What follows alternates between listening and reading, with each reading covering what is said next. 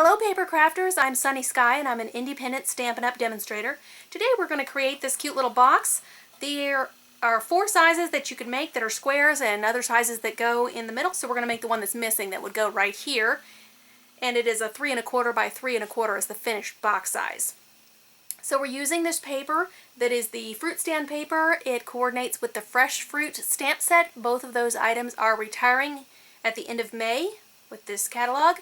And this is some of the other sheets of paper that we use in this, that are in this designer series paper set.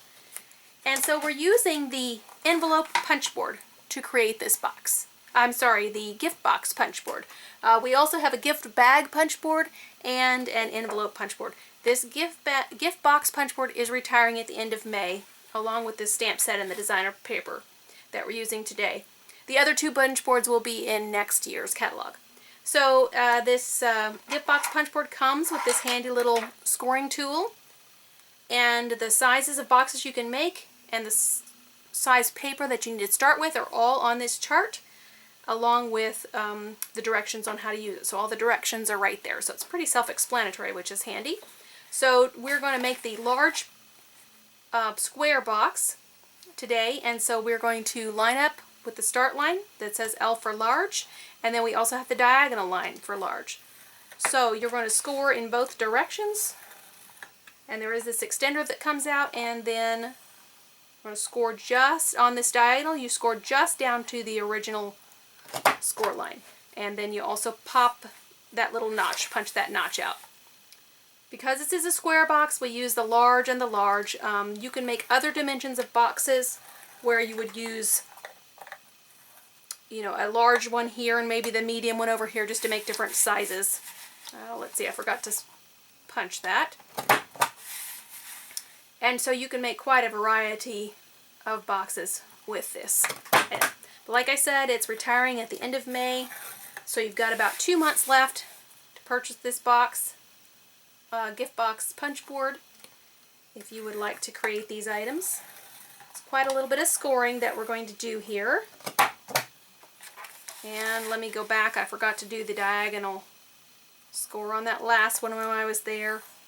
If you do forget to do that, you can line up the scores with the guide there that you started with, and that's the end of that one. So anyway, so you can find them if you do. Now this, you've scored one side here, but you also need to go in and score this other one and do that all the way around. And so after you've done all the sides, just go back in, and like we were talking about, lining up the score lines, and you can also see where the score line would come out here, just to make that punch again. And we're going to do that on all 4 sides.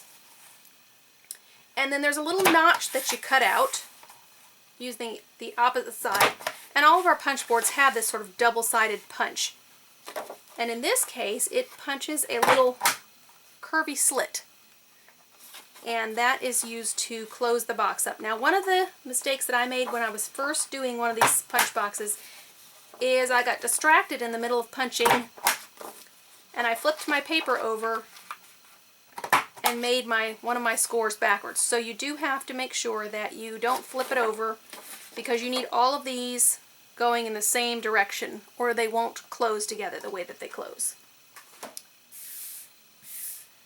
So we're going to fold on all your score lines, going the one direction and then going the other direction, and then we have those little diagonal lines that we created, and those are going to reverse fold. That's how you get your box to close up. So there's no gluing necessary with this box. We don't need to use any kind of adhesive to hold it together. It's just the notches that hold it together. So after you've scored everything, you simply bring it together, let those corners and those slots tag into each other, and then just do that with, you know, the last one you have to be a little gentle with, and there's your finished box. So again, that was the largest size using a 12 by 12 square of paper. This is a 10 by 10, an 8 by 8, and a 6 by 6. Let me line those up so you can see the size. So this is a 4-inch square is how that ends. You can see on the chart here the extra large one. is a 4x4, 3 1/4 by 3 1/4. This is 2 1/2 square, and this is 1.75 inches square.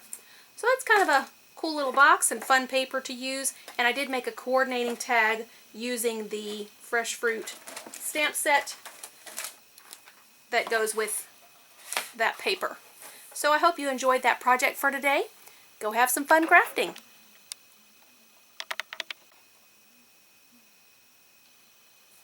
So thanks for joining me today. Please feel free to share this video with a friend, subscribe to my channel, and if you don't have a demonstrator, shop on my website and go have some fun crafting.